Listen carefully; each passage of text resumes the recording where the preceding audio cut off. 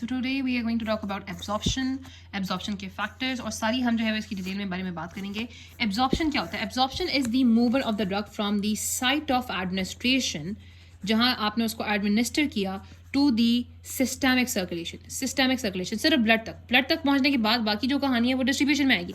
Site of administration से लेकर drug का जो सिस्टमिक सर्कुलेशन तक पहुँचने का प्रोसेस होता है उसको यहाँ पे एब्जॉर्प्शन कहते हैं. ठीक है, अब जो है इस सारे प्रोसेस को हमें ग्राफ से भी समझ लेते हैं. होता क्या है कि नॉर्मली जब आपके पास बॉडी ड्रग कंज्यूम करती है, फॉर एग्जांपल हम मोस्ट कॉमन रूट ओरली लेते हैं ना, ओरली जब ड्रग कंज्यूम होती है तो सबसे पहले एक लैग पीरियड आता है. क्योंकि अगर यहाँ पे देखो, यहाँ पे मैंने ऑलरेडी बता दिया कि पहले मैंने बताया था कि आपके पास जो आईवी रूट है ना उसकी थ्रू एब्जॉर्प्शन तो होती नहीं है, क्योंकि उसमें डायरेक्टली आप ड्रग को क्या कह रहे हो कि सिस्टमिक सर्कुलेशन में डायरेक्टली पहुंचा रहे हो, तो एब्जॉर्प्शन तो हो नहीं रही. तो यहाँ पे ये जो ग्राफ है इसमें ये जो इस तरीके की पीक बन रही है, इसका मतलब है कि आपके पास ड्रग क्या है, ड्रग आपके पास हमने आईवी से नहीं दी, क्योंकि ये जो आपके पास कॉन्सेंट्रेशन आहिस्ता आहिस्ता बढ़ रही है ब्लड के अंदर, इसका तो मतलब है कि आपके पास आहिस्ता आहिस्ता बढ़े, यानी कि आपने इसको एक्स्ट्रा वैस्कुलर रूट से दिया है, आईवी रूट से नहीं दिया. ठीक है, अच्छा अब होता है ये कि एक जो टाइम होता है ना आपके पास जो कि लेके, यानी कि आपके पास जो होता है कि जब तक आपने ड्रग एडमिनिस्टर की तब से लेके जो पहली दफा जब फर्स्ट ड्रग का मॉलिक्यूल ब्लड में एंटर करता है उसको हम यहाँ पे कहते हैं लैग पीरियड. जैसे जैसे ही क्रॉस होता है तो आपके पास ड्रग की कंसंट्रेशन ब्लड में बढ़ती जाती है, तो उसके बाद यहाँ पे ड्रग की कंसंट्रेशन बढ़ती जाती है और एब्जॉर्प्शन भी बढ़ती जाती है. ठीक है, एक यहाँ पे बीच में पीरियड होता है जिसका मिनिमम इनहिबिटरी कंसंट्रेशन. ये आपको पता है कि इसको यहाँ पे मिनिमम इफेक्टिव कंसंट्रेशन में कहते हैं. वो मिनिमम कंसंट्रेशन होती है जिसपे ड्रग अपना इफेक्ट शो करती है. ये आप यहाँ पे आगे बहुत देखोगे, लेकिन ये आपके पास इसने उसको क्रॉस कर दिया, फिर उसके बाद एक पीक पहुंचती है सी मैक्स में, और उसके बाद पीक पहुंचने के बाद दोबारा से आपके पास वो जो ड्रग है वो वापस आती है. जब वो ड्रग वापस आ रही होती है तो ये एलिमिनेशन का प्रोसेस स्टार्ट हो रहा होता है, और फिर वो दोबारा से एक दफा यानी कि मिनिमम एक्टिव कंसंट्रेशन को पहुंचती है. जब दोबारा से वो एमईसी को क्रॉस करती है तो आपके पास यहाँ से जो पहली दफा उसकी मिनिमम इफेक्टिव हमने कंसंट्रेशन देखी थी टू द टाइम जब हमने उसको दोबारा से उसने क्रॉस किया, तो ये आपके पास सारा होता है duration of action of the drug. ठीक है, उसके बाद वो ड्रग जो है वो ऐसा ऐसा एलिमिनेट हो जाती है विद द टाइम. ठीक है, और यहीं पे आपके पास यहाँ पे उसकी हाफ लाइफ जो है वो आ जाती है. तो ये आपके पास यहाँ पे था कि आपके पास ड्रग जो है वो आपके पास किस तरह से रहती है. अब हम बात कर लेते हैं आपके पास एब्जॉर्प्शन के बारे में, एब्जॉर्प्शन के फैक्टर्स. एब्जॉर्प्शन में बहुत ज्यादा फैक्टर्स पे डिपेंड करती है. सबसे पहले आ जाते हैं फैक्टर्स जो कि आपके पास ड्रग रिलेटेड फैक्टर्स होते हैं, फिर आते हैं patient related factors. Patient related factors में भी आपके पास आते हैं जनरल फैक्टर्स और फैक्टर्स जो कि आपके पास एब्जॉर्प्शन फ्रॉम द जीआईटी को अफेक्ट करते हैं. ठीक है, so drug related factors, patient related factors, और फिर ड्रग पेशेंट रिलेटेड फैक्टर्स में हैव द जनरल फैक्टर्स और वो फैक्टर्स जो कि आपके पास जीआईटी से इसके एब्जॉर्प्शन को अफेक्ट करते हैं. ड्रग रिलेटेड फैक्टर में सबसे पहले आ जाती है लिपिड सॉल्युबिलिटी. अभी मैं सिर्फ नाम बताती हूँ, उसके बाद हम डिटेल में जाएंगे. सबसे पहले आ जाता है लिपिड सॉल्युबिलिटी, फिर यू हैव द कंसंट्रेशन या फिर एक्वा सॉल्युबिलिटी. देखो कंसंट्रेशन या एक्वा सॉल्युबिलिटी का मतलब ये भी होता है कि कोई भी ड्रग जितनी ज्यादा वो कंसंट्रेटेड होगी ना वो उतनी ज्यादा एब्जॉर्ब होगी. ठीक है, यहाँ पे ये एग्जांपल ले लो कि फॉर एग्जांपल आपने किसी बंदे ने एक गोली लिया है और गोली के साथ यहाँ पे 2 तो 3 से पानी पिया है, तो इसका मतलब है कि ड्रग उसकी बॉडी में भी कंसंट्रेट है, वो जाके अच्छी तरीके से एब्जॉर्ब होगी. लेकिन अगर किसी बंदे ने पानी भी लिया है यानी कि गोली के साथ जो है वो पूरा ग्लास पानी का पी लिया, तो वो ड्रग बहुत ज्यादा डाइल्यूट हो जाएगी बॉडी में अंदर जाके, तो उसकी एब्जॉर्प्शन जो है वो थोड़ी सी कम हो जाएगी. आप कंसंट्रेशन से ये भी मतलब रख सकते हो, और कंसंट्रेशन आके हम लिखोगे एक फिक्स लॉ होता है. फिक्स लॉ जो होता है ना, it states that the flux of the molecule per unit time is equal directly proportional to the concentration gradient into the area of the यानी कि absorbing surface into the permeability coefficient divided by the thickness. तो अब यहाँ से भी इसको concentration को relate कर सकते हो. फिर आयनाइजेशन भी डिपेंड करता है, डोजेज फॉर्म और फिजिकल स्टेट. ठीक है, लिपिड सॉल्युबिलिटी, कंसंट्रेशन या aqua solubility, ionization, dosage form या फिजिकल स्टेट, फिर मॉलिक्यूलर साइज और पार्टिकल साइज, उसके बाद यहाँ पे डिसइंटीग्रेशन रेट और डिसोल्यूशन रेट, फिर यहाँ पे आ जाती है फॉर्मुलेशन. ये ऑब्वियस हो गए 10 ड्रग रिलेटेड फैक्टर्स हो गए. फिर जाते हैं यहाँ पे पेशेंट रिलेटेड फैक्टर्स में, जिससे आ जाते हैं आपके पास जनरल फैक्टर्स और फिर दूसरे फैक्टर. जनरल फैक्टर्स आपके पास एज आ जाती है, रूट ऑफ एडमिनिस्ट्रेशन आ जाता है, पी जाती है एब्जॉर्बिंग सर्फेस की, फिर सर्फेस एरिया आ जाता है, एब्जॉर्बिंग सर्फेस का थिकनिंग आ जाती है, एब्जॉर्बिंग सर्फेस की मेम्ब्रेन की विस्कोसिटी आ जाती है, एब्जॉर्बिंग सर्फेस के साथ यहाँ पे आती है एब्जॉर्बिंग सर्फेस के साथ कॉन्टैक्ट टाइम. फिर जाते हैं फैक्टर जो कि अफेक्ट करते हैं एब्जॉर्प्शन फ्रॉम द जीआईटी. इसमें यहाँ पे प्रेजेंस ऑफ फूड हो सकता है, presence of any other drug हो सकती है, जीआईटी की मोटिलिटी, जीआईटी के डिजीजेस, मेटाबॉलिज्म और पी का कपड़ी. ठीक है, अब हम सबसे पहले यहाँ पे बारी बारी सबकी बात करते हैं. सबसे पहले बात करते हैं लिपिड सॉल्युबिलिटी की. लिपिड सॉल्युबिलिटी हमने रखना है कि आपके पास लिपिड सॉल्युबिलिटी का मतलब होता है लिपिड वाटर, यानी कि इसको लिपिड सॉल्युबिलिटी भी कह सकते हैं या फिर lipid water aqueous, lipid aqueous partition coefficient भी कह सकते हैं. लिपिड एक्वस पार्टीशन कोएफिशिएंट का मतलब है कि कोई भी ड्रग कितनी ज्यादा एबिलिटी रखती है to move from the aqueous medium into the lipid medium, वो इसी यहाँ पे फॉर्मूला पे डिपेंड करता है. ठीक है, जितनी ज्यादा वो लिपिड कोएफिशिएंट होगी ना उतना ज्यादा वो रेडिली, जितनी ज्यादा वो हाई लिपिड सॉल्युबल होगी उतनी वो रेडिली किसी भी मेम्ब्रेन से मूव करेगी, और जितनी वो कम लिपिड सॉल्युबल होगी उतनी वो रेडिली एक एक्वस मीडियम से लिपिड मीडियम में जाएगी. क्योंकि हम यहाँ पे ये कर रहे होते हैं ना कि ड्रग को एक्वस मीडियम से लिपिड मीडियम में मूव कर रहे होते हैं, आगे बाद जो मेम्ब्रेन से क्रॉस करके वो आगे जाती है. अब यहाँ पे इंपॉर्टेंट बात ये भी होती है कि हमने कहा कि इसको हम यहाँ पे इस तरीके से मूव कर रहे होते हैं. ठीक है, इस तरीके से हम यहाँ पे इसको मूव करें. अब यहाँ पे इंपॉर्टेंट बात यहाँ पे ये है कि आपके पास ड्रग को मॉडरेटली क्या होना चाहिए कि आपके पास लिपिड सॉल्युबल भी होना चाहिए, उसको लिपिड यानी कि थोड़ी सी हाइड्रोफिलिक भी होना चाहिए. ठीक है, क्यों? अगर वो बहुत ज्यादा हाइड्रोफोबिक होगी तो आपको पता है कि हमने कहा था कि जो मेम्ब्रेन है उसके ऊपर यहाँ पे अभी आपके फॉस्फोलिपिड्स ग्रुप होते हैं, हाइड्रोफिलिक जो फॉस्फोलिपिड्स ग्रुप होते हैं वो तो हाइड्रोफिलिक होते हैं. तो आपके पास जो भी ड्रग होती है it should be moderately hydrophilic होनी चाहिए, मतलब मॉडरेटली हाइड्रोफोबिक, मतलब आप कह सकते हो कि ज्यादा जो है वो हाइड्रोफोबिक हो, मॉडरेटली हाइड्रोफोबिक, ज्यादा आपके पास हाइड्रोफोबिक हो, एंड लिटिल हाइड्रोफिलिक, साथ वो थोड़ी सी हाइड्रोफिलिक भी हो. ठीक है, For a drug to be readily absorbed, it should be largely hydrophobic and have some solubility in the aqueous solution, ताकि वो इन phosphohydrophilic molecules को भी पास करके तो फिर aqueous membrane के अंदर जाए और यहाँ पे absorb हो, ठीक है। तो ये आपके पास सारा जाएगा लिपिड वाटर solubility coefficient या लिपिड solubility में जाता है। concentration aqueous solution वो भी मैंने बता दिया था। अब यहाँ पे ionization की बात करते हैं। ionization का जो concept है वो बहुत बहुत बहुत ज़्यादा इंपॉर्टेंट है। हमारी सारी बात जो है वो इसी के बारे में होगी काफ़ी देर तक। सबसे पहले तो आपको बताना चाहिए कि कोई भी ड्रग होती है ना, आपके पास यहाँ पे इंपॉर्टेंट बात कर लेते हैं कि आपके पास जो ड्रग है वो किस तरह की हो सकती है, ठीक है। ड्रग जो है ना वो हो सकती है लिपिड सॉल्युबल, ठीक है। और drug can be lipid soluble, drug जो है वो या तो लिपिड सॉल्युबल हो सकती है, ठीक है, या तो ड्रग हो सकती है नॉन इलेक्ट्रोलाइट। जो नॉन इलेक्ट्रोलाइट ड्रग होती है ना वो लिपिड सॉल्युबल होती है। तो यहाँ पे जैसे आपको क्लोरोक्वीन है, डोजोसिन है, यहाँ पे क्लोराम्फेनिकोल आ जाती है। तो ये वाली जो ड्रग्स होती है ना ये बिल्कुल लिपिड सॉल्युबल ड्रग्स है। इनका पीएच से कोई ताल्लुक नहीं है। इनकी जितनी भी एब्जॉर्प्शन होती है वो पीएच इंडिपेंडेंट एब्जॉर्प्शन होती है। हमारा कंसर्न यहाँ पे आ जाएगा इलेक्ट्रोलाइट ड्रग से। इलेक्ट्रोलाइट जो शॉर्ट इलेक्ट्रोलाइट कोई भी ड्रग होती नहीं है। हमारी जितनी भी ड्रग्स होती है वीक इलेक्ट्रोलाइट, ठीक है। वीक इलेक्ट्रोलाइट में आपको पता है कि वीक एसिड्स होती हैं और वीक बेसिस होती है, ठीक है। या तो ये ड्रग्स वीक एसिड होती है या फिर वीक बेसिस होती हैं। वीक इसमें आपके पास यहाँ पे एस्पिरिन है और जो है वो लूपोथाइजाइड डायरेटिक्स वगैरह आ जाते हैं। वीक बेसिस के अंदर आपके पास यहाँ पे फिनोबार्बिटोन आ जाती है, फेंसाइक्लोडीन आ जाती है, एम्फेटामिन आ जाती है, बहुत सारी ड्रग आ जाती है इस तरीके से, ठीक है। तो ये आपके पास डिफरेंट ड्रग्स होती हैं। अब ये वीक एसिडिक ड्रग्स होती हैं जो कि आपके पास हमने कहा था कि डिफरेंट मीडियम में डिफरेंट जो है ना इनकी डिफरेंट पीएच में इनकी यहाँ पे जो एब्जॉर्प्शन होती है वेरिएट करती है। एक आपके पास फॉर्मुला होता है, आपने दो तरीके के फॉर्मुले जो है ना यहाँ पे याद रखने हैं। एक आपने फॉर्मुला याद रखना है कि पीएच इज इक्वल टू, एक आपने ये फॉर्मुला याद रखना है कि आपके पास पीएच एक आपने रखना है कि pK minus pH is equal to log protonated over unprotonated. ये जो फॉर्मुला होता है ना, ये आप इसको ये होता है कि इस फॉर्मुले में आपको चेंज नहीं करना पड़ता, एज इट इज आप अप्लाई कर सकते हो।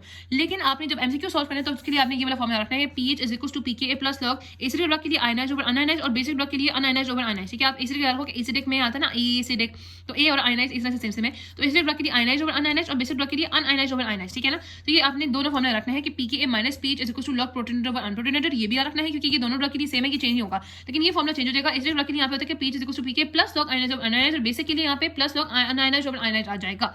अभी हमने फॉर्मुला बता दिया, ठीक है। अब इसका मतलब है कि आपके पास कोई भी ड्रग, आपने एक तो यहाँ पे इंपॉर्टेंट बात ये है कि कोई भी ड्रग एसिडिक मीडियम में क्या होगी। अगर मैं एसिडिक ड्रग की बात करूँ, एसिडिक ड्रग एसिडिक मीडियम में क्या होगी, प्रोटोनेटेड होगी और अनआयनाइज होगी। कोई भी ड्रग जो अपनी अनआयनाइज फॉर्म में होती है वो ज्यादा अच्छे से एब्जॉर्ब होगी, ठीक है। यहाँ पे इसमें दो मैं रूल बता देती हूँ कि जो अनआयनाइज फॉर्म होती है वो एब्जॉर्ब होती है और जो आयनाइज फॉर्म होती है वो एक्सक्रीट होती है, ठीक है। अनआयनाइज फॉर्म एब्जॉर्ब होती है, आयनाइज फॉर्म एक्सक्रीट होती है। और आपके पास जो एसिडिक ड्रग्स होती है वो एसिडिक मीडियम में ही आपके पास अनआयनाइज होती है। जो बेसिक ड्रग होती है वो बेसिक मीडियम में ही अनआयनाइज होती है। यानी कि आपके पास एक एसिडिक ड्रग है तो वो एसिडिक मीडियम में ही एब्जॉर्ब होगी और बेसिक ड्रग बेसिक मीडियम में ही एब्जॉर्ब होगी। अब सिमिलरली हम ऑपोजिट बात कर सकते हैं कि एसिडिक ड्रग को अगर हमने एक्सक्रीट कराना है तो यहाँ पे एसिडिक ड्रग बेसिक मीडियम में एक्सक्रीट होगी और जो बेसिक ड्रग होगी वो एसिडिक मीडियम में एक्सक्रीट होगी, ठीक है। तो एक्सक्रीशन ऑपोजिट मीडियम में होगी और जो एब्जॉर्प्शन है वो सेम मीडियम में होगी। ये तो हमने बात की जनरल रूल्स की। अभी हम देख लेते हैं यहाँ पे हमने कहा कि फॉर एग्जांपल एसिडिक ड्रग है, एसिडिक मीडियम में तो आपके पास क्योंकि एसिडिक मीडियम में बहुत ज्यादा प्रोटॉन्स प्रेजेंट होते हैं तो बहुत ज्यादा प्रोटॉन्स की वजह से आपके पास एसिडिक मीडियम में एसिडिक ड्रग हो या बेसिक ड्रग हो होती है तो प्रोटोनेटेड ही है। ध्यान रखना कि एसिड ड्रग की जो प्रोटोनेटेड फॉर्म होती है वो अनायनाइज होती है, जबकि बेसिक ड्रग की प्रोटोनेटेड फॉर्म जो होती है वो आयनाइज होती है। और जो बेसिक ड्रग होती है ना वो इस फॉर्म में आयनाइज होती है, उसमें इस फॉर्म में वो एब्जॉर्ब नहीं होगी। तो बेसिक ड्रग अपनी मीडियम में बेसिक फॉर्म में वहाँ पे अनायनाइज हो जाती है और अनप्रोटोनेटेड भी हो जाती है। जबकि जो एसिड ड्रग होती है वो आपके पास बेसिक मीडियम में अनप्रोटोनेटेड जो हो जाती है लेकिन वो आयनाइज भी हो जाती है। ड्रग ये है कि प्रोटॉन है, ठीक है। ये ड्रग ये आयनाइज हो जाती है ड्रग, ठीक है। जबकि यहाँ पे ड्रग जो है वो यहाँ पे अनआयनाइज हो जाती है बेसिक मीडियम में, ठीक है। और आपके पास अनप्रोटोनेटेड भी हो जाती है, ठीक है। तो आपको यहाँ पे मैंने कहा था कि आपने इसके लिए फॉर्मुला याद रखना है। जो दोनों का कट फॉर्म होता है वो होता है pK minus pH equal to log protonated over unprotonated. यहाँ पे एसिड ड्रग के लिए प्रोटोनेटेड आपके यहाँ पे होती है H divide by H positive और बेसिक ड्रग के लिए H positive divide by B positive. अगर यहाँ पे pH is more than if pH is less than pK तो आपके पास यहाँ पे pH कम है तो इसका मतलब एसिडिक फॉर्म है, ठीक है ना।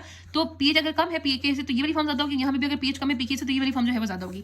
अब इसका क्या हमारे फायदा होता है, इसका फायदा ये होता है कि इससे we can determine the fraction of the molecules in the ionised state in a ठीक है, यानी कि कैन बी प्रेडिक्टेड। आप यहाँ पे आयनाइज्ड मॉलिक्यूल कितने होंगे वो आप प्रेडिक्ट कर सकते हो। दूसरा we can estimate or alter the partition of a drug when they are separated by two compartment। और इसकी जो एप्लीकेशन होती है वो होती है आयन ट्रैपिंग में, ठीक है।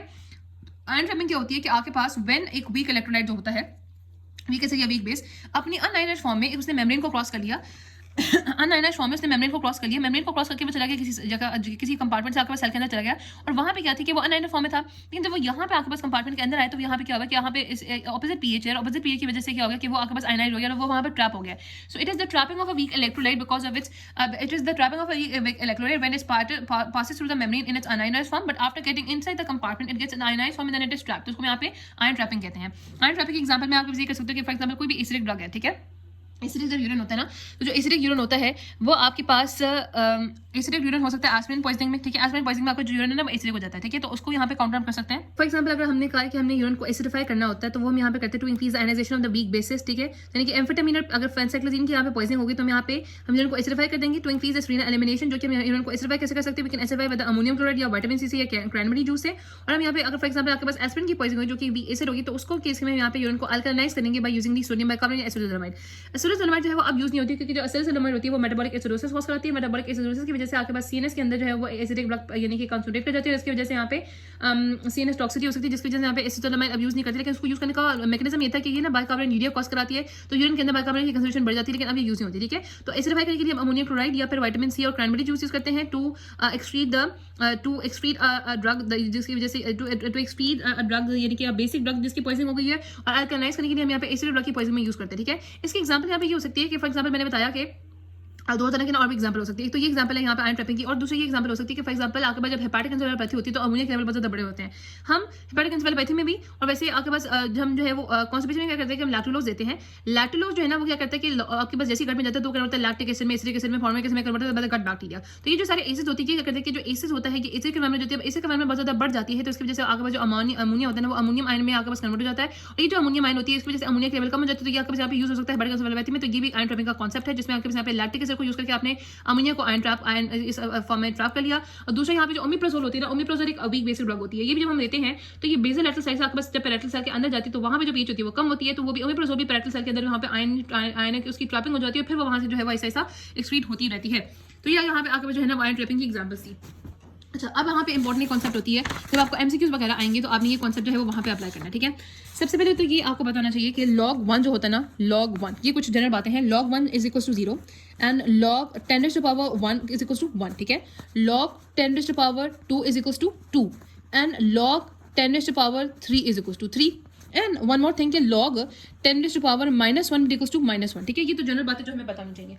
अब एमसीक्यूज में मैंने कहा था कि एमसीक्यूज के लिए आपने फॉर्मुला दूसरा याद रखना है। कौन सा वाला फॉर्मुला याद रखना है कि pH is equal to pKa plus log ionized over unionized, ठीक है।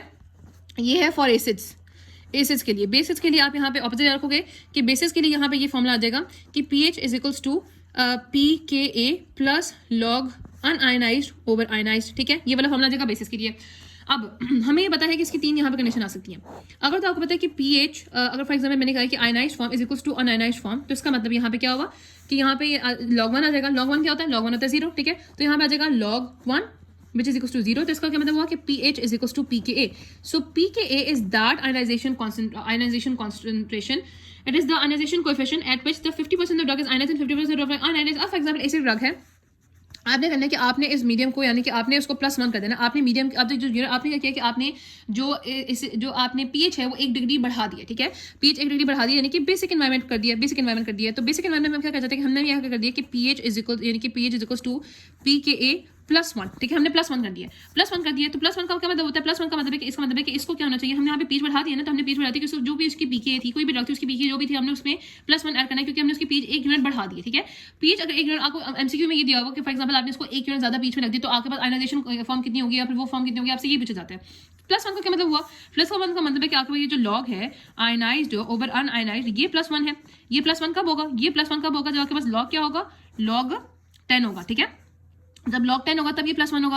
और log 10 का मतलब है, log 10 का मतलब है कि आपके पास जो आयनाइज्ड फॉर्म जो रेशियो है ना वो आपके पास रेशियो क्या बनेगी? This ratio of un-ionised over ionised over un-ionised is 10:1, ठीक है। इसका मतलब यहाँ पे कि आपके पास बेसिक मीडियम में जो एसिड फॉर्म होगी उसकी जो आयनाइज्ड फॉर्म है वो 10% ज्यादा होगी, ठीक है। तो 10% फॉर्म जो है वो यहाँ पे आयनाइज्ड फॉर्म ज्यादा होगी, यानी कि एसिड ड्रग है, हमें पता ही है कि एसिड ड्रग जो है ऑपोजिट मीडियम में उसकी आयनाइज्ड फॉर्म ज्यादा होगी, ठीक है। एसिड ड्रग की बेसिक मीडियम में आयनाइज्ड फॉर्म 10% ज्यादा होगी। हमें पता है ना कि आपके पास जो HA है, HA बेसिक मीडियम में जाके क्या हो जाती है, आपके पास H पॉजिटिव बन जाती है प्लस A नेगेटिव बन जाती है, तो इसकी जो आयनाइज्ड फॉर्म होगी वो आपके पास 10 टाइम्स जो है वो ज्यादा हो जाएगी इसकी ionised form in the basic medium अगर आप उसको 1 यूनिट pH को बढ़ाते हो। सिमिलरली अगर मैंने pH को 1 यूनिट कम कर दिया, उसको मैंने एसिडिक मीडियम में रख दिया, इसका मतलब है कि मैंने क्या किया कि मैंने चाहती हूँ कि pH is equal to pKa -1, तो इसका मतलब है कि मैं चाहती हूँ कि आपके पास ये जो log है आयनाइज्ड ओवर अनआयनाइज्ड का जो रेशियो है वो आपके पास -1 है। -1 ये कब आएगा? -1 तब आएगा जब आपके पास log क्या होगा? log होगा आपके पास वो मैंने बताया था कि यहाँ पे 10⁻⁻1, ठीक है, यानी कि -1 इसकी वैल्यू तब आएगी जब आपके पास यहाँ पे -1 वैल्यू तब आएगी जब आपके पास log 10⁻⁻1 होगा, और log 10⁻⁻1 क्या होता है, यानी कि 1:10। इसका मतलब है कि हम ये चाहते हैं कि जो रेशो है वो आयनाइज्ड ओवर अनआयनाइज्ड रेशो यहाँ पे ये हो, तो इसका मतलब यहाँ पे अनआयनाइज्ड जो फॉर्म हो जाएगी वो आपके पास यहाँ पे 10 होगी, यानी कि एसिडिक मीडियम में अगर आपने इसको एक यूनिट कम एसिडिक मीडियम में रखते हैं तो उसकी जो अनआयनाइज्ड फॉर्म होगी वो जो है वो आपके पास 10 से बढ़ जाएगी। इसका मतलब ये भी है कि आपके पास ये भी कंक्लूजन निकाल सकते हो कि अगर आप 1 डिग्री चेंज पीएच में लेके जाते हो तो आपका 10 डिग्री चेंज आयनाइजेशन में आता है, यानी कि एक एसिडिक ड्रग है, एसिडिक ड्रग को जब आपने 1 डिग्री ज्यादा उसको बेसिक मीडियम में रख दिया तो उसकी जो आयनाइज्ड फॉर्म होगी वो 10 गुना ज्यादा बढ़ जाएगी, और इसमें लगे आपने इसको 2 डिग्री ज्यादा बेसिक में रख दिया तो आयनाइज्ड फॉर्म 20 गुना ज्यादा बढ़ जाएगी, ठीक है, 20 गुना ज्यादा बढ़ जाएगी, तो 20 नहीं सॉरी 100 टाइम्स ज्यादा बढ़ जाएगी। मैंने बताया यहाँ पे फॉर एग्जांपल +2 आ जाएगा, +2 का मतलब है कि रेशियो +2 चाहिए, +2 रेशियो कब आएगी जब आपके पास यहाँ पे 10⁻2 का 10⁻2 का मतलब है कि 100, ठीक है, 100 10⁻3 यहाँ पे होता है 1000, ठीक है। तो अगर फॉर एग्जांपल मैंने 3 गुना ज्यादा उसको यहाँ पे बेसिक पीएच में रख दिया है तो 3 गुना ज्यादा बेस का मतलब है कि जो उसकी आयनाइज्ड फॉर्म हो जाएगी वो आपके पास 1000 टाइम्स ज्यादा हो जाएगी, और यहाँ पे जो अगर फॉर एग्जांपल मैंने 3 गुना एसिडिक मीडियम में रख दिया तो आयनाइज्ड फॉर्म जो है वो यहाँ पे 1000 टाइम्स ज्यादा हो जाएगी यहाँ पे जो अनआयनाइज्ड फॉर्म होती है। सिमिलरली आपके पास बेसिक ड्रग का बिल्कुल ऑपोजिट हो जाता है कि बेसिक ड्रग के लिए आपको पता है कि जो रेशियो होती है वो ये होती है कि अनआयनाइज्ड और आयनाइज्ड। अगर मैंने बेसिक ड्रग को किसी बेसिक मीडियम में रखते हैं, ठीक है, बेसिक मीडियम में रखते हैं, एक पीस मैंने बढ़ा दिया तो उसका मतलब है कि इसकी अनआयनाइज्ड फॉर्म 10 अनआयनाइज्ड फॉर्म 10 ज्यादा होगी, सिमिलरली मैंने उसको एसिडिक मीडियम में रखते हैं तो उसके यहाँ पे जो क्या होती है एसिडिक मीडियम में इसकी अनआयनाइज्ड फॉर्म जो है वो 10 गुना कम हो जाएगी, तो सॉरी ज्यादा हो जाएगी, ठीक है। तो ये चीज़ आपके पास कॉन्सेप्ट है जो कि आपको एमसीक्यूज में पूछे जाते हैं। अब हम चलते हैं बाकी फैक्टर्स के ऊपर, ठीक है, बाकी फैक्टर्स जो है वो यहाँ पे हैं, ठीक है। अब हम चलते हैं बाकी फैक्टर्स के ऊपर, मैं आपको बाकी फैक्टर्स की जो डिटेल है वो बताती हूँ, ठीक है। ओके जी, अब सबसे पहले हम बात करते हैं, मैंने बता दिया था कि जब एक weak electrolyte crosses a membrane to encounter a pH from which it can not escape easily, ठीक है, जिसमें एक अनआयनाइज्ड फॉर्म होती है जो कि एसिडिक ड्रग यहाँ पे unionized form of the acidic drug that crosses the surface membrane of the gastric mucosal cell reverts to the unionized, ठीक है, अनआयनाइज्ड फॉर्म जब वो आपके पास सेल के अंदर जाते हैं वहाँ पे पीएच जो है वो 7 होती है, ठीक है। ये आपके पास आयरन ट्रैपिंग कहाँ पे होती है, ये आपके पास ना स्मॉल इंटेस्टाइन में भी हो रही होती है, ब्रेस्ट में भी हो रही होती है, आंखों में भी हो रही होती है, प्रोस्टेट वजाइनल सेक्रेशन में भी हो रही होती है, ठीक है। एप्लीकेशन में बताया कि इसमें ऑब्वियसली आप एसिडिक ड्रग को, अगर एसिडिक ड्रग की पॉइजनिंग होगी तो आप यहाँ पे यूरिन को अल्कलाइज कर दो, बेसिक ड्रग की होगी तो यूरिन को एसिडिफाई कर दो, ठीक है। बाकी हमने कहा था कि यहाँ पे सोडियम बाइकार्बोनेट अब यहाँ पे यूज़ कर सकते हो, यहाँ पे यूरिन को अल्कलाइज करके यहाँ पे सोडियम बाइकार्बोनेट एसिड यूज़ कर सकते हैं, लेकिन एसिड मतलब यूज़ नहीं होती, किसी न्यूरोटॉक्सिटी हो जाती है, ठीक है। अब आ जाते हैं बाकी प्रॉपर्टी जो फिजिकल स्टेट है। फिजिकल स्टेट में आपने ये चीज़ याद रखनी है, ठीक है, यही से बता देती हूँ। फिजिकल स्टेट में हमने कहा था कि यहाँ पे जो लिक्विड होते हैं ना वो एब्जॉर्ब, यहाँ पे लिक्विड एब्जॉर्ब बेटर, ठीक है, लिक्विड आपके पास यहाँ पे बेटर एब्जॉर्ब होते हैं, solids and crystals better absorb, यहाँ पे कलर्स आपने ये रखना है, ठीक है। कॉन्सेंट्रेशन में ये रखना है कि जितनी ज्यादा कॉन्सेंट्रेशन होगी इतना ज्यादा एब्जॉर्ब होगा फिक्स लॉ के मुताबिक। मॉलिक्यूलर साइज में आपको पता है कि यहाँ पे फॉर एग्जांपल बहुत सी ड्रग होती है जो कि वेरी करी होती है साइज में, कुछ ऐसी ड्रग होती है जो कि आपके पास यहाँ पे जैसे लिथियम है 7 मोलेकुलर वेट है, जो थ्रोम्बोलिटिक एंजाइम होते हैं 50,000 मोलेकुलर वेट होता है, मोस्ट जो ड्रग होता है मोलेकुलर वेट जो है वो 100 to 1000 के दरमियान होता है, ठीक है। और जो ड्रग आपके पास जिनका 1000 से ज्यादा होगा वो पूरी एब्जॉर्ब होंगी, तो यानी कि जो आपके पास साइज है जो एब्जॉर्प्शन उसका यानी कि इनवर्स रिलेशन होता है। फिर आपके पास जैसे लिपिड बड़ा सॉल्युबिलिटी वो मैंने ऑलरेडी बता दिया हुआ है, ठीक है। जो एक्वा सोल्यूशन में होंगी वो ज़्यादा अच्छी एब्जॉर्ब होंगी, जो वाली सोल्यूशन में उनका एब्जॉर्प्शन थोड़ी मुश्किल हो जाएगी। फिर यहाँ पे पार्टिकल साइज, अब देखो यहाँ पे पार्टिकल साइज इंपॉर्टेंट है। हमने कहा था कि यहाँ पे एक टैबलेट, जैसे एक टैबलेट होती है उसमें जिसमें आपके पास लार्ज एग्रीगेट्स वैसे होते हैं ना एक्टिव कंपाउंड की, वो पोली एब्जॉर्ब होगी एज कम्पेयर टू यहाँ पे, क्योंकि उसकी जो डिसइंटीग्रेशन होगी वो कम जो है ना हो जाएगी, डिसइंटीग्रेशन बहुत मुश्किल हो जाएगी। तो यहाँ पे जब लार्ज एग्रीगेट्स होते हैं पार्टिकल के तो वो मुश्किल से एब्जॉर्ब होगी, ठीक है। डिसइंटीग्रेशन टाइम में होता है कि आपके पास जो rate of the breakup of the tablet in capsule and this is the rate of drug to go into the solution, ठीक है। उसके बाद फॉर्मुलेशन जो खास बात नहीं है। यहाँ पे एज में आपको पता है कि जो इंट्रामस्कुलर और जो सब किडनी फ्लूइड से एब्जॉर्प्शन होती है ना वो आपके इन्फेंट्स में और ओल्ड एज में बड़ी मुश्किल होती है। सिमिलरली ओल्ड एज में क्या होता है कि आपके पास ब्लड फ्लो इंटेस्टाइन को कम होता है तो वहाँ पे एब्जॉर्प्शन बहुत कम हो रही होती है, ठीक है। रूट ऑफ एडमिनिस्ट्रेशन ऑब्वियसली हमने कहा कि कुछ ऐसी ड्रग्स होती हैं जो कि हम यहाँ पे आईवी देंगे तो वो कंप्लीटली एब्जॉर्ब जो है वो हो जाती है क्योंकि उनका 100% बायोअवेलेबिलिटी होती है, ठीक है। कुछ ऐसी ड्रग जो ओरली देंगे तो आपको सही से एब्जॉर्ब नहीं होगी। उसके बाद pH of the absorbing surface, ठीक है। अब यहाँ पे उसके बाद पीच एब्जॉर्बिंग सर्विस की हमने यहाँ पे इसकी बात की थी। पीच एब्जॉर्बिंग सर्विस हमने यहाँ पे कहा था कि आपके पास अगर एसिड ड्रग होती है ज़्यादा अच्छी, एसिड मीडियम में होगी जो बेसिक ड्रग ज़्यादा अच्छी, बेसिक मीडियम में होगी। यहाँ पे सर्फेस एरिया जितना ज़्यादा सर्फेस एरिया होगा, जैसे आपको पता है कि स्मॉल साइज में जो बिलाए होते हैं वो सर्फेस एरिया बढ़ा देते हैं, तो जितना ज़्यादा सर्फेस एरिया उतना अच्छा ड्रग एब्जॉर्ब होगी, ठीक है। अगर आपको पता है कि जितना ज़्यादा सर्फेस एरिया उतना अच्छा एब्जॉर्ब होगी, यहाँ पे थिकनेस होगी, जितनी कम थिकनेस होगी उतनी ज़्यादा अच्छी एब्जॉर्ब होगी, फिक्स लॉक आ जाएगा। जितना ज़्यादा स्केलेटी होगी उतना ज़्यादा अच्छी एब्जॉर्ब हो जाएगी, ठीक है। उसके बाद ये इंपॉर्टेंट प्रेजेंस ऑफ फूड, ठीक है। जो फूड है ना, जैसे हमने कहा कि जनरली जो फूड है एब्जॉर्प्शन को डिक्रीज करता है, लेकिन आपको पता है कि डिफरेंट ड्रग का वेरी करा होता है। कुछ ड्रग होती है जो कि खाली पेट देते हो एसिडिटी कॉज करा देती है, ठीक है। लेकिन उसे हम लोग क्या कहते हैं कि हम खाली पेट देते हैं कि उसकी एब्जॉर्प्शन जो है वो अच्छी हो जाए, लेकिन ऑब्वियसली ओवरऑल जो है वो फूड एब्जॉर्प्शन को डिले करता है क्योंकि फूड गैस्ट्रिक एसिड को भी डिले करता है। गैस्ट्रिक एसिड जब डिले हो जाएगी तो एब्जॉर्प्शन जो है वो स्लो डाउन हो जाएगी। और कुछ ऐसा भी होता है कि आपके पास जैसे कुछ फूड आपस में भी इंटरेक्ट करते हैं, जैसे जो आयरन होती है वो आपके पास आयरन विटामिन सी की एब्जॉर्प्शन बढ़ाता है, लेकिन आयरन की जो अगर कैल्शियम हो तो कैल्शियम की एब्जॉर्प्शन जो है वो आयरन से कम हो जाती है। सिमिलरली जो ग्रेपफ्रूट जूस होता है वो एब्जॉर्प्शन बढ़ाता है by inhibiting the P-glycoprotein mediated drug efflux, ठीक है। जो ग्रेपफ्रूट जूस होता है क्योंकि आप इनहिबिट कर देते हैं ग्लाइकोप्रोटीन को, तो एब्जॉर्प्शन बढ़ जाती है ग्रेपफ्रूट जूस की वजह से, ठीक है। अच्छा, उसके बाद यहाँ पे बताया गया है कि आपके पास जैसे प्रोपेनोल है, प्रोपेनोल जो है ना वो आपके पास आफ्टर मील ज़्यादा अच्छी एब्जॉर्ब होती है क्योंकि आफ्टर मील आपके पास सिस्टमिक सर्कुलेशन बढ़ जाती है, तो इस वजह से प्रोपेनोल तब ज़्यादा अच्छी एब्जॉर्ब होती है। जेटी मेलिटी, यहाँ पे जेटी मेलिटी का बताया है कि अगर जेटी मेलिटी बहुत फास्ट होगी जैसे डायरिया है तो जेटी ट्रांजिट टाइम बहुत कम हो जाएगा, कॉन्टैक्ट टाइम बहुत कम हो जाएगा। जब कॉन्टैक्ट टाइम कम होता है एब्जॉर्ब हमें ज़्यादा नहीं होगी, ठीक है। उसके बाद यहाँ पे बात आ जाती है अदर फैक्टर्स की, जैसे टेट्रासाइक्लिन जो होता है वहाँ कैल्शियम के साथ कॉम्प्लेक्स बना देती है, ठीक है, कैल्शियम के साथ कॉम्प्लेक्स बनाती है मैग्नीशियम आयन प्रिपरेशन के साथ, वो भी अच्छे एब्जॉर्ब नहीं होगी। जो कोलेस्ट्रॉल है वो वार्फरिन और थायरोक्सिन को बाइंड कर लेती है। एंटीकोलिनेटेड जो ड्रग्स होती हैं वो गैस्ट्रिक रेमेडी को देने के डिले कर देती हैं, ठीक है, कुछ और इंटरेक्शन है, ठीक है। फिर हमें पता है कि बहुत सारी एंटीबायोटिक्स होती हैं जो कि एंटीबायोटिक रिसाइक्लिंग को डिस्टर्ब कर देती है, और आपको रिसेप्टिव फेल की भी और डाइजॉक्सिन की भी उनका जो एक्शन खत्म हो जाता है। और एंटीबायोटिक रिसाइक्लिंग क्या होती है, फॉर एग्जांपल कोई भी ड्रग थी वो लिवर में मेटाबलाइज हुई, लिवर में जब मेटाबलाइज हुई तो पोलर होगी, ठीक है। लिवर में मेटाबलाइज होने के बाद जब वो दोबारा से जीआईटी में आई तो क्या हुआ कि आपको जीआईटी के गट बैक्टीरिया ने उसको दोबारा से हाइड्रोलाइज कर दी, तो वो दोबारा से एब्जॉर्ब होगी, दोबारा से एब्जॉर्ब होगी, लिवर में गई, लिवर में दोबारा मेटाबलाइज हुई, दोबारा से उसको यहाँ पे ग्लूकोनाइड फॉर्म में पोलर फॉर्म में कन्वर्ट कर दी, दोबारा से जीआईटी में, दोबारा से जीआईटी में बैक्टीरिया ने उसको यहाँ पे हाइड्रोलाइसिस कर दी। तो ये जो आपके पास यहाँ पे लिवर से इंटेस्टाइन को यहाँ पे एंटीबायोटिक रिसाइक्लिंग होती है, तो यहाँ पे एंटीबायोटिक रिसाइक्लिंग कहते हैं, जिसकी वजह से ड्रग की हाफ लाइफ जो है वो बढ़ जाती है। बाकी बहुत सारी डिजीज भी इफेक्ट कर सकती है, जैसे सीरिक डिजीज है, सीरिक डिजीज में आपके ब्लड फ्लो कम हो जाता है तो वो एब्जॉर्प्शन कम हो जाती है। जैसे पल्मोनरी डिजीज है, पल्मोनरी डिजीज में क्या होता है कि वो प्रोकेनामाइड और प्रोकेन की एब्जॉर्प्शन नहीं हो रही होती सही से, तो उसकी वजह से आपके पास यहाँ पे जो है ना वो कहते हैं कि उनका इफेक्ट सही से नहीं होता है। इसके अलावा हाइपोथायराइडिज्म में बहुत सारी ड्रग, हाइपोथायराइडिज्म मेटाबॉलिज्म कम हो जाता है, हाइपोथायराइडिज्म में मेटाबॉलिज्म बढ़ जाता है, ठीक है। Important factor which was missed by me was L, यहाँ पे जो पी ग्लाइकोप्रोटीन होती है, पी ग्लाइकोप्रोटीन आपको बताना चाहिए कि ये ना एक ट्रांसपोर्टर प्रोटीन होती है जो कि नॉर्मली भी आपके लिवर में, आपके इंटेस्टाइन में और ब्रेन कैपिलरीज में भी प्रेजेंट होती है, प्लेसेंटा में भी प्रेजेंट होती है। ये प्रोटीन नॉर्मली जो भी ड्रग होती है उसको ट्रांसपोर्ट करती है from the tissue to plasma, T से पी, ठीक है, टी से P, from tissue to plasma transfer करती है। टिश्यू से प्लाज्मा ट्रांसफर करने का मतलब है कि टिश्यू से बाहर निकाल रही है, यानी कि सेल से जो ड्रग को पंप आउट करती है। तो बहुत सारे आपके पास क्या होता है कि फॉर एग्जांपल इवन कि आप देखो क्रैनबेरी जूस जो होती है ना वो इसको इनहिबिट करके एब्जॉर्प्शन बढ़ाती है, तो यानी कि जितना ज्यादा इसका एक्सप्रेशन होगा उतनी ज्यादा जो है एब्जॉर्प्शन जो है वो कम होगी, क्योंकि ये करिए कि ये भी जो भी ड्रग होती है उसको यहाँ पे सेल से बाहर पंप कर रही है। तो पी ग्लाइकोप्रोटीन का एक्सप्रेशन हमने यहाँ पे इसे आ रही थी यहाँ पे factors affecting the absorption from GIT, जिसमें हमने यहाँ पे प्रेजेंस ऑफ फूड की बात की, प्रेजेंस ऑफ अदर ड्रग की बात की, हमने बहुत सारा इंटरेक्शन देखे। फॉर एग्जांपल हमने कहा था कि जो टेट्रासाइक्लिन और क्लोराफेनिकोल उनको हम नहीं देते एंटीसिस के साथ या आयंस के साथ, क्योंकि उनके साथ कॉम्प्लेक्सेस बन जाते हैं। जो जीआईटी मैंने कहा था कि डायरिया जब होता है तो मोटिलिटी इतनी तेज हो जाती है कि कॉन्टैक्ट टाइम कम हो जाता है, तो आपके एब्जॉर्प्शन कम हो जाती है। और जीआईटी डिजीज की हमने बात की थी तो आपके पास हमें पता है बहुत सारे ऐसे मेल एब्जॉर्प्टिव डिजीज होते हैं, और सिरोसिस होती है लिवर में तो उसको यहाँ पे मेटाबॉलिज्म नहीं हो रही होती है। एम्फाइसीमा होता है तो आपके पास यहाँ पे लंग में जिनका मेटाबॉलिज्म हो रहा है वो नहीं हो रहा होता है। लिवर डिस्ट्रॉफी होती है तो आप यहाँ पे सबके लिए रूट से नहीं दे सकते, ठीक है। फिर मेटाबॉलिज्म और यहाँ पे पी ग्लाइकोप्रोटीन, तो ये P glycoprotein was other factor जो कि factors affecting absorption from the GIT में आ रहा था, ठीक है। अब which is very important and have to be known by everyone is bioavailability. What is bioavailability, ठीक है, इसकी डेफिनेशन बहुत ज्यादा इंपॉर्टेंट है। Bioavailability is the fraction of unchanged drug, it is the fraction of unchanged drug, ठीक है। Unchanged drug का ये फ्रैक्शन है, unchanged drug that reaches the systemic circulation, जो कि रीच करती है, रीचेज द सिस्टेमिक सर्कुलेशन, और इट रीचेज द ठीक है सिस्टेमिक सर्कुलेशन और द साइट ऑफ एक्शन, ठीक है, सर्कुलेशन और साइट ऑफ एक्शन, या फिर आपके साइट ऑफ एक्शन में जाती है, site of action followed by any route of administration, ठीक है, followed by any route of administration, by any route of administration is known as bioavailability. The fraction of the unchanged drug that reaches the site of administration or that reaches the systemic circulation or the site of action followed by any route of administration को यहाँ पे कहते हैं bioavailability.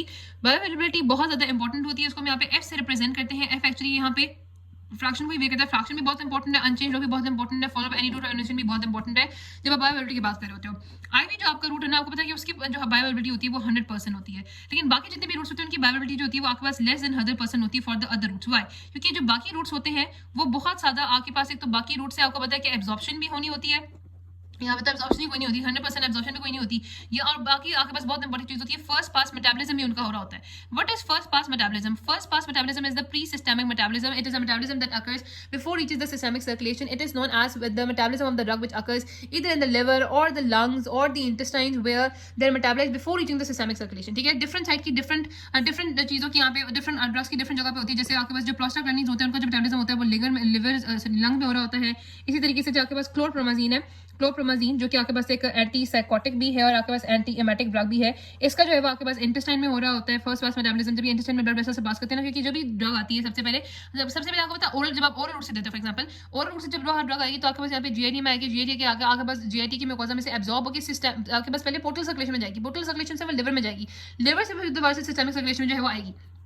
तो जब liver से जो systemic circulation में आएगी, और आपको पता है लिवर में भी एक्चुअली क्या होता है, जैसे आपके पास ये लिवर है, ठीक है, तो लिवर से आपके पास यहाँ पे कहाँ से निकलती है, लिवर से जाती है हेपाटिक वेन से, ठीक है, हेपाटिक वेन से आपके पास कहाँ पे जाएगी, ये आपका जो हार्ट है ये हार्ट के इंफीरियर वेना केवा में जाएगी, मतलब हार्ट के यहाँ पे राइट हार्ट है ना यहाँ पे, तो ये हार्ट के आपके पास वहाँ पे जाती है यानी कि वेना केवा में, और इंफीरियर वेना केवा से, एक्चुअली इंफीरियर वेना केवा से जब आएगी तो ये जाएगी राइट एट्रियम में, राइट हार्ट से फिर जाएगी लंग में, और लंग्स में जाके फिर जब दोबारा आएगी आपके पास यहाँ पे लेफ्ट हार्ट में, फिर वो आयोटा से सेपरेट होगी। तो अभी यहाँ पे आपको पता है कि मतलब फर्स्ट पास मेटाबॉलिज्म कहाँ पे हो सकता है, आपके पास लंग्स में भी हो सकता है, तो ये लंग्स कैसा होता है यहाँ पे, इसके अलावा हो सकता है, इसके अलावा मैंने कहा यहाँ पे कि आपका प्रोपेनोल है, प्रोपेनोल का और नाइट्रोग्लिसरीन का, और जो लाइडोकेन होता है, लाइडोकेन का भी बहुत हाई फर्स्ट पास मेटाबॉलिज्म होता है। इन सबका जो मेटाबॉलिज्म होता है वो यहाँ पे हो रहा था आपका लिवर में, ठीक है, लिवर में बहुत ज्यादा होता है, जिसपे जैसे अब यहाँ पे नाइट्रोग्लिसरीन का तो रूट ही चेंज कर देते हो, सबलिंगुअली देते हो, प्रोपेनोल की डोज बढ़ा देते हो, लाइडोकेन की भी अब यहाँ पे इसको रूट चेंज करते हो, उसको यहाँ पे आईवी देते हैं, ठीक है। तो ये मेटाबॉलिज्म होता है, तो ये फर्स्ट पास मेटाबॉलिज्म हो गया। अब हम जरा इसको नोट से देख लेते हैं।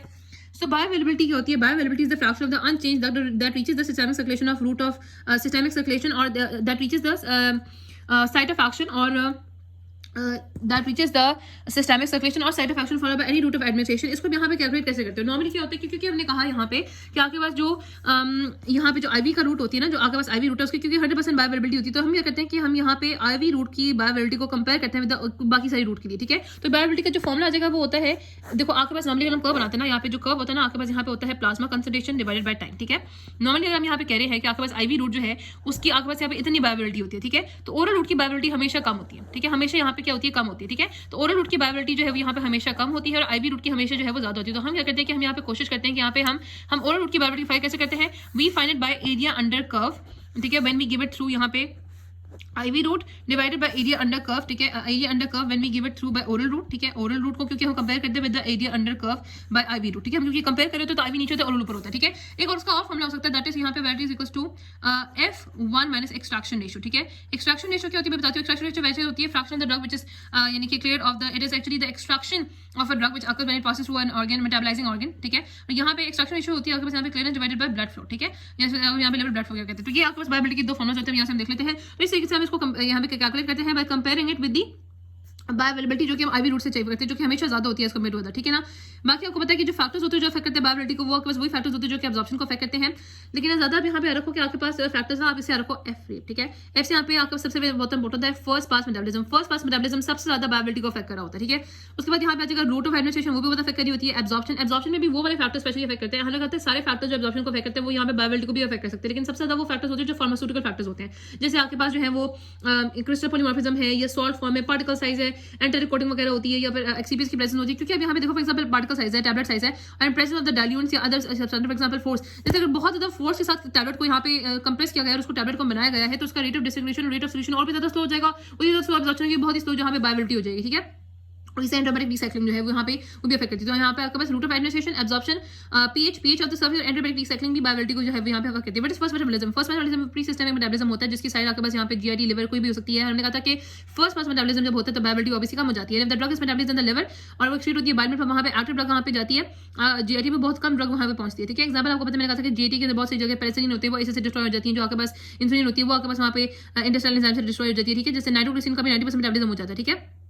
तो यहाँ पे ओरल रूट से देते हो तो 90% का मेटाबॉलिज्म हो जाता है, ठीक है। तो इस वजह से हम यहाँ पे नाइट्रोग्लिसरीन को सबलिंगुअल रूट से देते हैं। रेक्टल रूट में ये होता है कि 50% जो है आपके पास ड्रग जो है वो फर्स्ट पास मेटाबॉलिज्म को अवॉइड कर सकते हो, आप रेक्टल रूट से दे सकते हो, ठीक है। लिवर डिजीज में क्या होता है कि अगेन फर्स्ट पास मेटाबॉलिज्म कम हो जाता है, क्योंकि लिवर डिजीज में आपके पास यहाँ पे लिवर सेल डिसफंक्शन हो जाती है। तो लिवर डिजीज में फर्स्ट पास मेटाबॉलिज्म जिनका बहुत ज्यादा हो रहा होता है ना, वो ड्रग अक्यूमुलेट कर जाती है क्योंकि उनका मेटाबॉलिज्म हो नहीं रहा होता। तो drugs with the low first pass metabolism आपको बताना चाहिए, यहाँ पे बहुत ज्यादा पूछा जाता है थियोफिलिन, टॉर्बिटामाइड, पिंडोलोल एंड फिनोबार्बिटोल और वाफरिन भी है। और with high first pass metabolism में आपके पास जो है वो प्रोपेनोल है, मॉर्फिन है, नाइट्रोग्लिसरीन है, वेरापेमिल है, सैल्बुटामोल है, स्टैटिन्स आ जाती हैं, बहुत सारी और ड्रग्स होती है, ठीक है। अच्छा, उसके बाद हमने बात की है कि अगर आपके पास हाई है तो हम क्या करें। अगर फॉर एग्जांपल फर्स्ट मेटाबॉलिज्म बहुत हाई है तो आप ये कर सकते हो कि या तो आप यहाँ पे रूट चेंज कर दो, आप यहाँ पे ओरल की बजाय सबलिंगुअल दे दो जैसे नाइट्रिक्स का करते हैं, या फिर हम डोज बढ़ा देते हैं, प्रोपेनोल की हम डोज बढ़ाते हैं, या फिर हम कोई ऐसे एंजाइम देते हैं जैसे जो लीवर डोपा होता है ना। हमने कहा था कि लीवर डोपा को जो पेरिफेरल डीकार्बोक्सिलेज होता है वो उसको यहाँ पे मेटाबॉलाइज करते हैं। तो यहाँ पे लीवर डोपा के साथ हमें कार्बिडोपा देते हैं जो कि पेरिफेरल डीकार्बोक्सिलेज को यहाँ पे इनहिबिट कर देता है ताकि लीवर डोपा की आपके पास अच्छी कंसंट्रेशन है वो ब्रेन में पहुंच जाए। तो यहाँ पे ये भी कर सकते हैं कि साथ इस तरह से भी हम यहाँ पे कर सकते हैं, यहाँ पे फर्स्ट पास मेटाबॉलिज्म को अवॉइड करा सकते हैं। बाकी मैंने बताया था कि फर्स्ट हेपेटिक एक्सट्रैक्शन यही होती है कि it is the effect of the first hepatic extraction ratio होती है कि it is actually the removal of a drug by an organ can be specified as extraction ratio, which is the first fraction of the drug which is removed from the blood during its passage through the organ, ठीक है। Extraction होती है जो है यहाँ पे, और आपके पास बायोअवेलेबिलिटी होती है यहाँ पे 1 minus extraction ratio which is clear by blood flow, ठीक है। हमने कहा था कि यहाँ पे आपने देखा होगा कि इट कैन बी सीन के जिन ड्रग की ऑब्वियसली फर्स्ट पास मेटाबॉलिज्म बहुत ज्यादा होता है उनकी बायोअवेलेबिलिटी क्या होती है, बहुत कम, ज्यादा कम हो जाती है। अब सबसे इंपॉर्टेंट चीज होती है रेट ऑफ बायोअवेलेबिलिटी क्या होती है। देखो यहाँ पे रेट ऑफ बायोअवेलेबिलिटी जो होती है ना, वो ये होती है कि कितनी जल्दी कोई भी जो ड्रग है, ठीक है, वो आपके पास एक्टिव साइट पे पहुंच रही है, साइट ऑफ एडमिनिस्ट्रेशन पे पहुंच, आपकी साइट ऑफ एक्शन में पहुंच रही है, और कितनी ज्यादा देर तक वो मिनिमम इफेक्टिव कंसंट्रेशन के अबव रहती है, ठीक है। तो जितना ज्यादा रेट होगा उतनी जल्दी वो अपनी इफेक्टिव कंसंट्रेशन को पहुंचेगी, उतना ज्यादा वो अफेक्ट शो करेगी और उतनी ज्यादा देर तक वो आपके पास यहाँ पे इफेक्टिव कंसंट्रेशन के अबव रहेगी, ठीक है। अब आपके पास यहाँ पे सबसे इंपॉर्टेंट चीज ये होती है कि लगाना कि इंक्रीज रेट मींस कि drug reaches the target concentration earlier, ठीक है। उसके बाद ये बहुत इंपॉर्टेंट है कि जो अगर सिग्निफिकेंस होती है यहाँ पे जो है ना बायोबिलिटी की, तो यहाँ पे इसको याद रखो परसेंट डॉक्टर फ्लैट। सबसे पहले क्या होता है कि बायोबिलिटी के थ्रू हम यहाँ पे आइडेंटिफाई कर सकते हैं कितनी परसेंट है ड्रग की जो कि आपके पास इफेक्टिव कंसंट्रेशन जो है वो रीच करती है, ठीक है। We can identify the percentage of the drug that available for the action, ठीक है। We can identify the percentage of the drug available for the action. फिर हमें पता चल सकता है dose of the dosage required पता चल सकता है, ठीक है। फिर आर से हमें पता चल सकता है कि रूट ऑफ एडमिनिस्ट्रेशन हमने कौन सा चूज करना है। We can choose the route of administration, we can choose the frequency of administration. फिर बहुत इंपॉर्टेंट होता है कि we can predict the success और फेलियर ऑफ एंटी माइक्रोबियल। इससे पहले यहाँ पे बात की गई है कि हमने कहा था कि कुछ ऐसी ड्रग्स होती हैं जो कि डिफरेंट मैन्युफैक्चर से होती हैं, जो कि सेम मैन्युफैक्चर से बनी होती है और आपके पास सेम लेकिन उनकी बायोबिलिटी जो है ना वो वेरी कर सकती है। हो सकता है वो सेम मैन्युफैक्चर्स की उनकी बायोबिलिटी वेरी करी हो, क्योंकि आपको पता है कि मैंने कहा था कि बायोबिलिटी जो है वो सबसे ज्यादा आपके पास फार्मास्यूटिकल फैक्टर्स पर डिपेंड करी होती है। तो ये भी हो सकता है कि आपके पास वहाँ बहुत ज्यादा डिफरेंट मैन्युफैक्चर्स होते हैं जिनकी बायोबिलिटी वेरी करी होती है। फॉर एग्जाम्पल आपके पास एक ही टैबलेट है, ठीक है। अब यहाँ पे हमने बात करनी कि आपके पास यहाँ पे ना बायोबिलिटी में देख लो, फॉर एग्जांपल आईवी रूट 100% होती है, इंट्रामस्कुलर सबकिनेसिस 70 to 100% होती है, पर ओरल 5 to 10% वेट कर सकती है, पर रेक्टल 30 to 100 होती है और यहाँ पे ट्रांसमिट हो सकती है। अब हमने कहा कि यहाँ पे होता है कि बहुत सारी ऐसी फार्मास्यूटिकल कंपनीज होती हैं जो कि सेम कंपाउंड मैन्युफैक्चर करती हैं और उनका जो है उनके अगर सेम कंपाउंड मैन्युफैक्चर करती है, ठीक है ना। अगर तुमने कहा कि उनकी जो आपके पास फॉर एग्जांपल एक टैबलेट है डेलेंटन और यहाँ पे टैबलेट एप्टोन है, वो दोनों ही फेनाटोन की टैबलेट होती है। अगर आपके पास हमने कहा कि इनकी जो बायोबिलिटी होती है वो आपके पास इनका जो डिफरेंस है वो आपके पास 20% है तो वो ठीक है, ठीक है। 20% का अगर डिफरेंस है तो वो बायोइक्विवेलेंट कहा जाती है, यानी कि वो बायोइक्विवेलेंट का हमने ये देखना है कि आपके पास दोनों की दोनों जो हमारी डिजायर्ड कंसंट्रेशन है वो डिजायर्ड कंसंट्रेशन टाइम पे पहुंच रही है कि रेट ऑफ बायोबिलिटी यहाँ पे दोनों को सेम है कि नहीं, वो दोनों सेम टाइम पे ड्रग की इफेक्टिव कंसंट्रेशन में पहुंच रही है नहीं पहुंच रही, ठीक है। तो क्योंकि हमें यही देनी होती है, ठीक है, क्योंकि हमें डॉक्टर अक्सर ये होता है कि हमें आके ये कहा जाता है कि फॉर एग्जाम्पल मैं ये जो है ना वो जो है वो सस्ती वाली कंपनी की यहाँ पे ड्रग ले लूंगी कि सस्ती वाली कंपनी की ड्रग अगर आपको सिस्टमिक रेट ऑफ जो आपके पास रेट ऑफ बायोबिलिटी उसका लो है तो फिर हमें फायदा क्या होगा, ठीक है। और अगर फॉर एग्जाम्पल उनका 20% ज्यादा डिफरेंस हो बायोबिलिटी इनइक्विवेलेंट होती है, तो बायोइक्विवेलेंट का मतलब है कि they have comparable बायोबिलिटी and they reach the peak at the same time, ठीक है। सो ये इंपॉर्टेंट होती है। अच्छा, ये जो हमने बता दिया हमें कि variation in the बायोबिलिटी can be और क्या आपको पता है कि अगर फॉर एग्जांपल यही जो वेरिएशन हो रही है बायोबिलिटी में आपके पास उन डोजेस में हो रही है, उन ड्रग्स में हो रही है जो उनकी जो है ना क्या नाम है थेरेप्यूटिक इंडेक्स लो होता है, तो ये बड़ा खतरनाक होता है, ठीक है। उस पर यहाँ पे बात आ जाती है कि if the rate of बायोबिलिटी is taken into consideration तो इट विल बी प्रेफर। इससे आपको यहाँ पे पता सकता है टाइम ऑफ ऑनसेट होता है, ठीक है। हमें टाइम ऑफ ऑनसेट पता चल सकता है कि the time between the administration of a drug and the development of the response, हमें ये पता चल सकता है इसकी वजह से, ठीक है। इसके अलावा हमें पता सकता है if it will also explain that why the same dose can cause therapeutic effect by one route and the toxic effect by other route, ये आपको पता चल सकता है, ठीक है। तीसरी ये भी सकते हो यहाँ पे कि एक तो हमें पता चल सकता है कि टाइम ऑफ ऑनसेट का, इससे पता चल सकता है बायोबिलिटी से कि हमें पता चल सकता है कि आपके पास what is the difference between the time of onset का पता चल सकता है कि आपके पास जो होता है ना जब हमने ड्रग दी तब से लेके आपके पास जो है ना वो रिस्पांस कब आया, और दूसरे यहाँ पे पता चल सकता है कि किसी तरह के कैसे ऐसे हो सकते हैं कि एक ड्रग डिफरेंट रूट से थेरेप्यूटिक इफेक्ट दूसरी ड्रग से आपका जो है वो दूसरा इफेक्ट हो सकता है। तो यहाँ पे डॉक्टर फ्लैश ध्यान रखना है, ठीक है। बायोइक्विवेलेंस में बता दें कि जिन ड्रग का सेम आपके पास अगर कंपेरेबल बायोइक्विवेलेंट्स होती हैं, सॉरी बायोअवेलेबिलिटीज होती हैं, तो उसको यहाँ पे बायोइक्विवेलेंट कहते हैं। और अगर आपके पास दो ड्रग फार्मास्यूटिकली इक्विवेलेंट तब होती हैं जब वो थेरेप्यूटिकली यानी कि इक्विवेलेंट होती हैं। हमने कहा था कि टू ड्रग्स होते हैं formulation are therapeutically equivalent if they are pharmaceutically equivalent. Pharmaceutically equivalent का मतलब होता है कि दे हैव सेम ठीक है dart, they have same dart. What is dart? They have same dosage form, they have same active ingredient in the same strength, ठीक है, and they use the same route of administration and they have same clinical and safety profile, ठीक है। और therapeutic equivalent हमने कहा था कि अगर ड्रग जो है वो बायोइक्विवेलेंट और फार्मास्यूटिकली इक्विवेलेंट तो थेरेप्यूटिकली भी इक्विवेलेंट होती है।